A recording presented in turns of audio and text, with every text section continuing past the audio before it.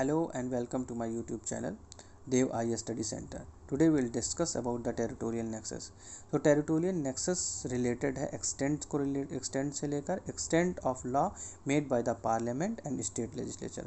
संसद द्वारा और राज्यों के विधानमंडल के द्वारा बनाई गई विधियों का विस्तार.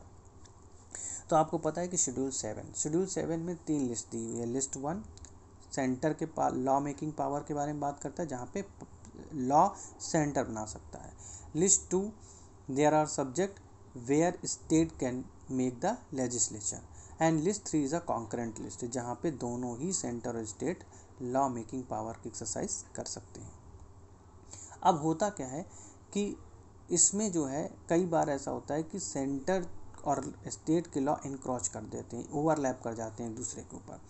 तो हम यहाँ पे बेसिकली संविधान के आर्टिकल 245 की बात कर रहे हैं, जहाँ पे हम लॉ के विस्तार की बात कर रहे हैं. अगर किसी ने कोई लॉ सेंटर ने बना रखा है और उस पर स्टेट लेजिस्लेचर, स्टेट का लॉ भी है, तो क्या होगा, सेंटर ने जो लॉ बना रखा है वो अगर कोई स्टेट ये कहता है कि वो इस स्टेट पे वैलिड नहीं होगा, तो यहाँ पे law doctrine of territorial nexus applicable होगा. संविधान के आर्टिकल 245 के अकॉर्डिंग जो टेरिटोरियल नेक्सस है वो सेंटर के पास है.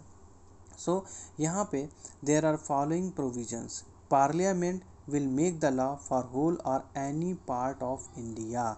यानी जो एक्स्ट्रा टेरिटोरियल पावर है वो केवल पार्लियामेंट के पास है. पार्लियामेंट ने जो लॉ बना दिया है वो हर स्टेट्स पे वैलिड होगा. लेजिस्लेचर स्टेट राज्य विधानमंडल संपूर्ण राज्य या उसके किसी भाग के लिए विधि बना सकता है. State can make the law for whole और any part of it. Now we can have one explanation, जहाँ पे Wadia versus commission of income tax. यहाँ पे British India and a person sought to be taxed. Like एक pre independence में government of Gwalior and there is a tax of company person who are employed in the company British India. So there is a tax of mortgage of debentures of property in the British India, for which the interest of loan was payable at Gwalior. Under section 2 of Income Tax Act, tax was ascertained on the interest by the government of Gwalior and which was challenged. तो federal court ने कहा tax assessment was good in the I of law in view of fact that there is extent sufficient nexus between the British India and person sought to be taxed. यहाँ पे proper nexus है British India और जिसके लिए tax applicable है उस person के से. नाउ अब यहाँ पे हम कुछ एलिमेंट्स के बारे में बात करेंगे कहाँ पे टेरिटोरियल नेक्सस एप्लीकेबल है.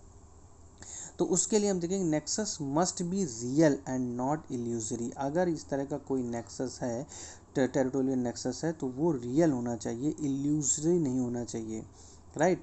The liability sought to be imposed must be relevant to the nexus. और जो लाइबिलिटी है जो इम्पोज की गई है वो उस नेक्सस से रेलेवेंट होनी चाहिए. यहाँ पे कुछ इंपॉर्टेंट केस रेफरेंसेस मैंने दे रखे हैं, मैं स्क्रीनशॉट आई गेस आप लोगों को क्लियर होगी. So there is a Tisco case, there is NTPC case to 2002. So ये केस रेफरेंसेस मैंने दे रखे हैं फॉर तो I guess it is clear to all of you. So you can take a reference of these cases and it is good if you give the references of these test laws. So I hope आपको ये video समझ में आया होगा and thanks for watching.